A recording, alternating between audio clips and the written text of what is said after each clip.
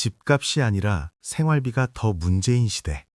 어제 슈퍼마켓에서 계산대 앞에 선 할머니를 봤습니다. 장바구니에는 달걀 한 판, 두부 한 모, 배추 한 포기가 전부였습니다. 계산원이 말했습니다. 28,000원입니다. 할머니는 지갑을 뒤적이며 동전을 꺼냈습니다. 1,000원짜리 몇 장과 500원짜리 동전들이었습니다. 부족했습니다. 할머니는 조용히 달걀 한 판을 도로 내려놓으셨습니다. 그 순간 뒤에 서 있던 제 가슴이 먹먹해졌습니다. 집은 있으실 겁니다. 하지만 장볼 돈이 없으신 겁니다. 이게 바로 지금 우리가 사는 시대입니다.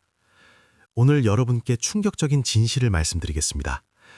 집을 사는 것보다 생활비를 마련하는 게 더 중요한 시대가 왔습니다. 30년 전만 해도 달랐습니다. 집만 있으면 됐습니다. 내 집 마련이 노후 대비의 전부였습니다. 집 한 채만 있으면 안심이었습니다. 하지만 지금은 아닙니다. 집이 있어도 불안합니다. 왜일까요? 지난달 고등학교 동창회가 있었습니다. 오랜만에 만난 친구들과 술자리를 가졌습니다. 술이 몇 순배 돌고 나니 본심이 나오기 시작했습니다. 한 친구가 한숨을 쉬며 말했습니다. 솔직히 말해서 나 요즘 진짜 힘들어. 모두가 놀랐습니다. 그 친구는 강남에 아파트를 갖고 있었습니다. 시세가 15억이 넘는다고 들었습니다. 그런데 힘들다니 무슨 말일까요? 친구가 털어놓기 시작했습니다. 집은 15억이야. 근데 그게 뭐가 중요해? 팔 수도 없잖아. 팔면 어디 가서 살아?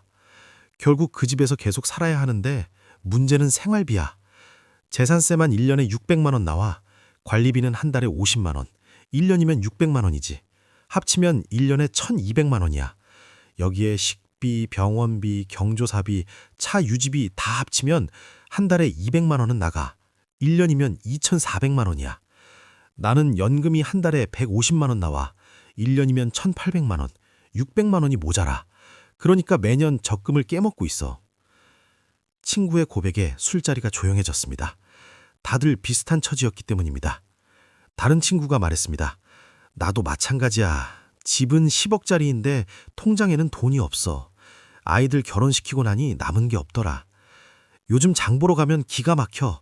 예전에 10,000원이면 한가득 싸왔는데 이제는 10,000원으로 뭐 몇 개 못 사. 고기는 아예 못 사. 과일도 비싸서 못 사. 또 다른 친구가 덧붙였습니다. 병원비도 장난 아니야. 나이 들면 아픈 데가 한두 군데가 아니잖아. 한 달에 병원비만 30만 원씩 나가. 저는 듣고만 있었습니다. 하지만 제 상황도 다르지 않았습니다. 집은 있지만 생활비가 늘 부족했습니다.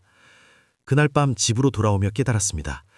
우리 세대는 집을 사는 데는 성공했지만 생활비를 준비하는 데는 실패했다는 것을 말입니다. 다음 날부터 저는 조사를 시작했습니다. 대체 노후 생활비가 얼마나 필요한지, 어떻게 마련해야 하는지 말입니다. 통계청 자료를 봤습니다. 충격적이었습니다. 부부 기준 최소 생활비가 한 달에 260만 원이었습니다. 1년이면 3천만 원이 넘습니다. 20년을 산다고 치면 6억입니다. 여기에 병원비, 간병비, 경조사비 같은 비정기 지출을 더하면 8억은 필요했습니다. 국민연금은 평균 한 달에 100만 원 정도였습니다. 부부 합쳐도 200만 원이었습니다. 60만 원이 부족했습니다. 20년이면 1억 5천만 원이 모자랐습니다. 저는 소름이 돋았습니다. 집이 10억이든 20억이든 상관없었습니다. 생활비가 없으면 결국 그 집을 팔아야 했습니다. 그런데 더 무서운 건 따로 있었습니다. 물가가 계속 오르고 있다는 겁니다. 작년에 10,000원으로 살 수 있던 게 올해는 12,000원이 필요했습니다. 20%나 올랐습니다. 이 속도로 가면 10년 후에는 지금의 2배가 필요했습니다. 한 달에 260만 원이 아니라 500만 원 이상 필요할 겁니다. 연금은 그대로인데 생활비는 2배로 늘어나는 겁니다. 생각만 해도 아찔했습니다. 저는 부동산 재테크 전문가를 찾아갔습니다. 30년 넘게 부동산으로 돈을 벌어온 분이었습니다. 그분에게 물었습니다. 집값 투자는 이제 의미가 없는 건가요?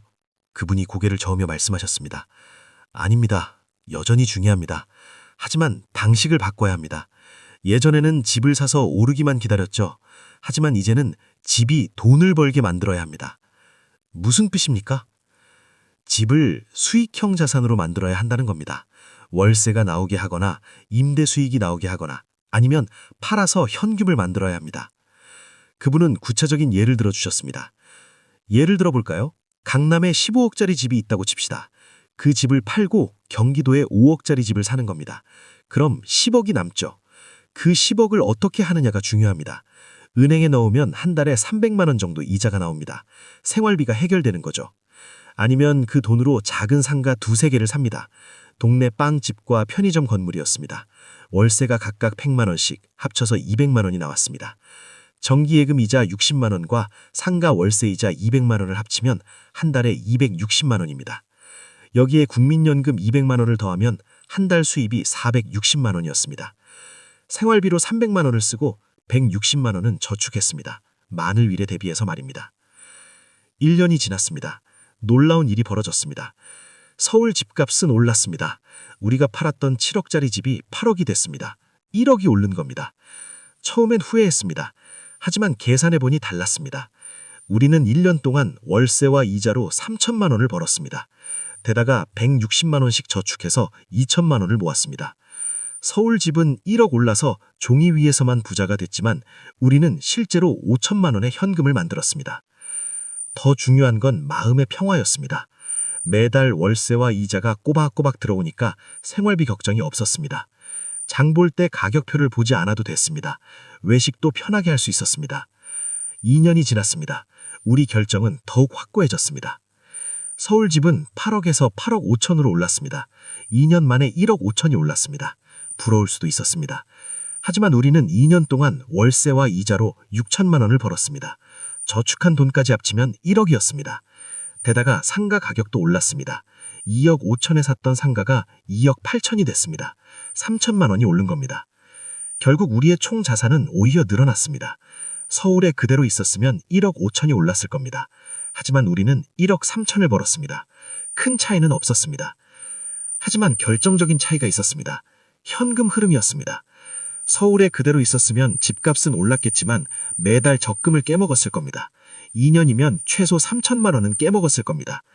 하지만 우리는 매달 저축하고 있었습니다. 이 차이가 10년, 20년 누적되면 엄청난 격차가 됩니다. 이제 저는 확신합니다. 집값 상승을 기대하는 투자는 끝났습니다. 이제는 현금 흐름을 만드는 투자를 해야 합니다. 여러분도 지금 고민하고 계실 겁니다. 내 집을 어떻게 할 것인지 말입니다. 집값이 오르기만 기다리고 계신가요? 그러면서 매달 적금을 깨먹고 계신가요? 생활비가 부족해서 자식들에게 손 벌리고 계신가요? 그렇다면 지금 결정하십시오. 집의 가치를 현금 흐름으로 바꾸십시오. 강남에서 경기도로, 서울에서 지방으로, 대형 평수에서 소형 평수로 선택지는 많습니다. 중요한 건 체면이 아니라 생활입니다. 자존심이 아니라 현실입니다. 집값이 10억이든 20억이든 상관없습니다. 매달 통장에 돈이 들어오는 게 중요합니다. 우리 세대는 마지막 기회입니다. 지금 결정하면 여생을 편하게 살 수 있습니다. 망설이다가 10년을 보내면 너무 늦습니다. 주변을 보십시오. 집은 좋은데 생활비 없어서 고생하는 분들이 얼마나 많은지. 그분들처럼 되지 마십시오. 지금 결단하십시오. 집을 수익형 자산으로 바꾸십시오.